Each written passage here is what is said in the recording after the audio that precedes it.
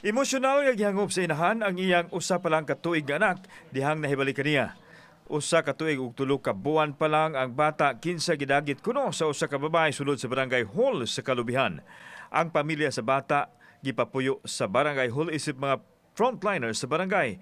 Apan naukay ang tanan dihang nabantayan nga wa na ang bata alas 3 ganinang kadlawon. Kaninang kadlawon na ibabay ni Sod na pangutana sa atong barangay tanod nga asa siya. Inom lang kuno siya tubig kay giuhaw siya. Gipainom lang sa atong barangay tanod. Okay.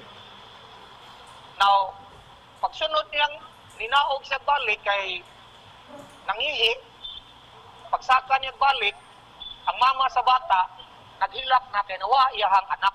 Human nila na post sa social media, nakarawa sila og mga lead nga nagtumbok sa naimutangan sa midagit ini.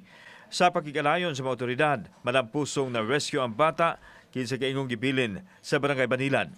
Wa usab madakpi ang giingong midagit sa bata. Gibilin ang bata dito sa Barangay Halls, Banilan, Cebu City.